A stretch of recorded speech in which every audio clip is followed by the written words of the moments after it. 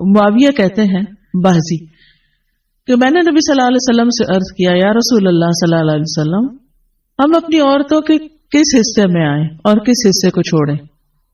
یعنی شوہر بیوی کے تعلق کی بات ہو رہی. یہ بھی ایک بہت آج کے دور کا ہر دور کا مسئلہ ہے لیکن آج کے دور میں اور بھی گمبھیر ہوتا چلا جا رہا ہے بہت سی چیزوں سے ایکسپوز ہونے کی وجہ سے. تو کیا جائز حد ہے اور کیا نہیں ہے فزیکل ریلیشن شپ کے لیے, کس حصے کو استعمال کیا جا سکتا ہے کس کو نہیں, یہ سوال. تو اس پر آپ صلی اللہ علیہ وسلم نے فرمایا تمہاری بیوی تمہارا کھیت ہے, تم اپنے کھیت میں جہاں سے چاہو آؤ. جہاں سے چاہو آؤ کا مطلب کیا ہے کہ جہاں سے کلٹیویشن ہو سکتی, یعنی کہ کھیت کے تعلق سے کیا بتایا نساؤکم حرث لکم فأتوا حرثکم انا شئتم. انا شئتم کا مطلب انا جو ہے ظرف زمان و مکان دونوں کے لیے آتا ہے کہ جانے کا کوئی خاص وقت مقرر نہیں کہ یہ دن ہے یا رات ہے, ایسی کوئی پابندی شریعت نے نہیں رکھی. اور اسی طرح جب کھیت کہہ کے بیوی کو بتایا گیا تو اس میں اس کی یعنی کہ اس کی قدر و قیمت اور اس کی حفاظت اور اس کی سرسبزی اور خوشحالی اور وہ ساری چیزیں اپنی جگہ ہیں. پلس یہ بہت ہی حکمت کی بات ہے کہ کھیت میں کچھ اگ جب ہی سکتا ہے جب اس میں بیج ڈالا جائے. تو اب شوہر بیوی کے ساتھ کیسا تعلق قائم کرے کہ اولاد پیدا ہو سکے. وہ اورل سیکس سے تو نہیں ہو سکتا, وہ اینل سیکس سے بھی نہیں ہو سکتا. obviously انڈرسٹوڈ ہے کہ انا کا مطلب یہاں کیا ہے, ٹھیک ہے. یعنی یہ وہ باتیں کہ جن کو بہت لفظوں کو کھول کھول کے نہیں بولا جا سکتا لیکن اٹس انڈرسٹوڈ. تو آپ نے کہا جہاں سے چاہو, یعنی کوئی رکاوٹ نہیں, ممانعت نہیں. اس کا یہ مطلب نہیں کہ ناجائز حدود فلان کے کہو کہ اس کی بھی ممانعت نہیں. البتہ جب تم کھاؤ تو اسے کھلاؤ, یعنی کہ شوہر خود آؤٹنگ ڈائننگ کے لیے چلا جائے اور بیوی کو کہے کہ بس گھر میں پکا لو اپنے لیے اور کھا لو, خود صرف دوستوں کے ساتھ رہے. دس از ناٹ رائٹ. بیوی کو بھی لے کے جائے اور ساس بھی بہو کو جانے دے.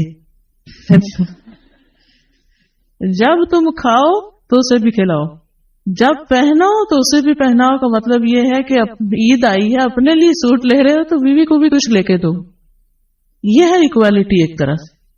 تو اس کے چہرے پہ نہ مارو, اسے گالیاں مت دو, ابیوز نہیں کر سکتے.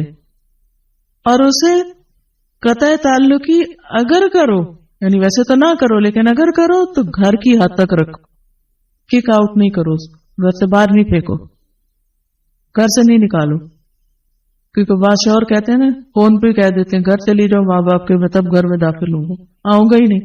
یہ غلط ہے, ایسے نہیں کرنا چاہیے. اور یہ کیسے مناسب, یہ کیسے ہو سکتا ہے کہ تم اس کے ساتھ یہ سلوک کرو جبکہ تم ایک دوسرے کے پاس حلال طریقے سے آتے ہو.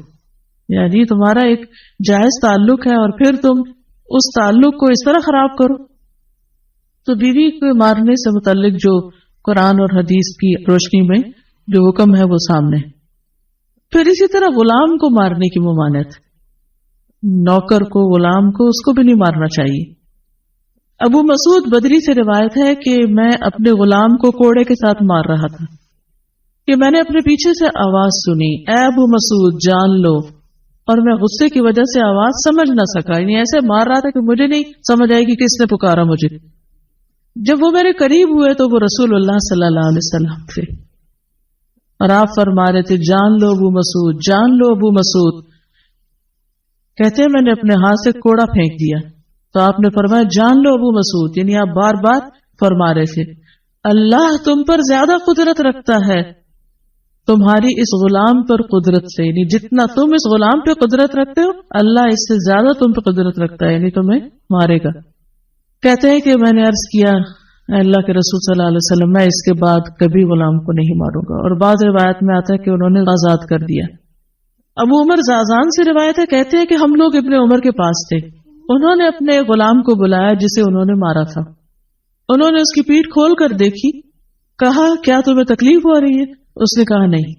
اس کے بعد ابن عمر نے غلام کو آزاد کر دیا اور ایک تنکا زمین سے اٹھایا اور کہا کہ مجھے اس کا اتنا بھی اجر نہیں ملے گا جتنا اس تنکے کا وزن ہے. میں نے کہا ابو عبد الرحمن آپ ایسے کیوں کہہ رہے ہیں؟ انہوں نے کہا کہ میں نے رسول اللہ صلی اللہ علیہ وسلم کو فرماتے ہوئے سنا جو شخص اپنے غلام کو بے قصور یعنی حد شرعی کے علاوہ مارے یا اس کے چہرے پہ تمانچہ مارے تو اس کا کفارہ ہی کہ اسے آزاد کر دی. کفارہ ہے، اس آزادی کا ثواب کوئی نہیں تنکے برابر بھی.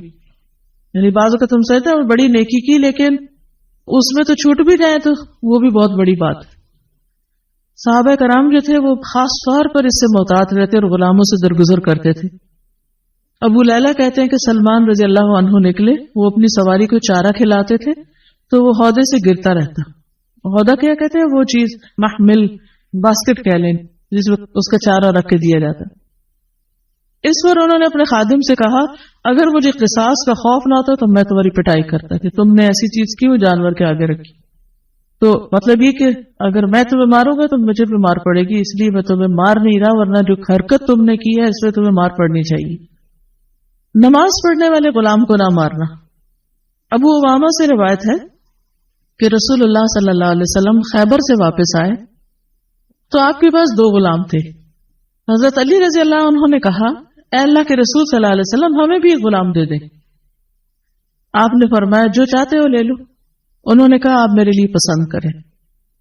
اس سے انداز ہوتا ہے نا کہ ریلیشن شپ داماد اور سسر کا کیسا.